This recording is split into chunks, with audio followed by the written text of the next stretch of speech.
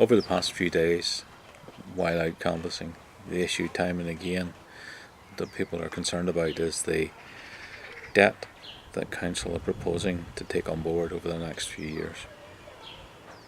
Mid and East Antrim Borough Council is the second smallest council.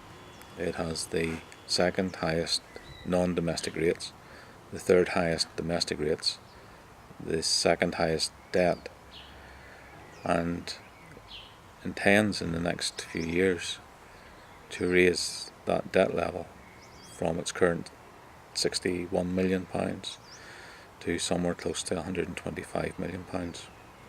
Indeed, once it reaches that limit, it has two options. It either changes the way it does business or it borrows more money.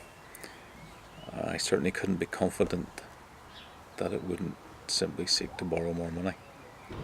So how has this status come about? In reality, councils in Northern Ireland don't have the same limitations as those in the rest of the United Kingdom. We don't have a rate cap that's set by government. Neither do we have a formed cap as part of the amount of our rates that can be set aside to pay for debt.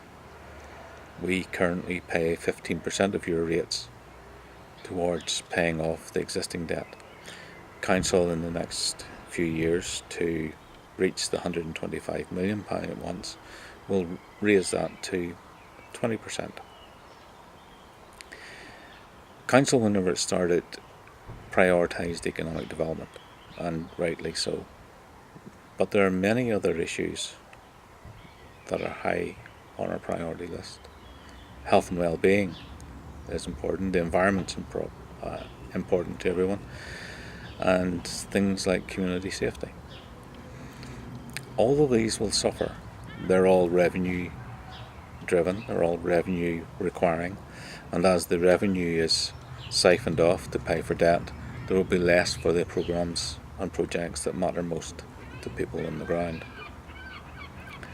So what sort of project is Council looking at to fund with this increased borrowing? One example is to be found at the Woodside Road outside Broushane. It's an Invest NI site. It hasn't been developed for economic development, and there are challenges since part of it lies on a floodplain. Council has aspirations to turn this into what they're calling an event space. It's not something that's fully formed as an idea. It could be somewhere where large concerts are held, country and western events, tractor rallies. It could be somewhere where show jumping could take place. All of these and more ideas have been floated, and council staff have been asked to come up with ideas to add to a business plan that would justify developing the site. I'm very strongly of the opinion that if you don't have a clear objective to start with, you shouldn't be working to try and create one. It's not that people need it. The other issue is this: as part of the St Patrick's Barracks development, Council will inherit the existing parade ground, and all of the plans that exist at the minute suggest that that will be turned into an event space, somewhere close to the town centre, where events that can draw people to Ballymena, that will encourage them to use the town centre, use the retailing opportunities, the restaurants, the bars. That's already in the programme. That's already set. So why would Council want to spend £6 million, which you, the ratepayer, would have to pay, to create a second facility to compete with the first facility? This sort of project doesn't make sense. And this is the sort of project that we need a real radical review of what it is we're trying to do and what it is we're intending to borrow. It makes no sense to spend money for the sake of spending it. Council has a particular mindset. It started with the coming together of the three pre-existing councils. An idea that local government success is measured in cutting ribbons on new premises. It's not.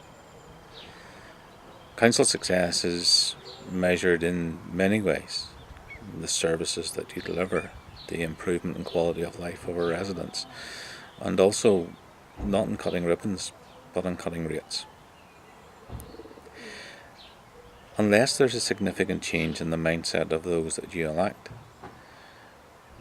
Mid and East Antrim Borough Council will continue with the idea that it has an unlimited cap on borrowing, 125 million by 2021, and an option to raise that even more. Imagine you had a credit card where when you maxed it out you could raise the limit to whatever you wanted, and imagine that you still had to pay it back. Sometimes limits are put in place to help us, not to hinder us.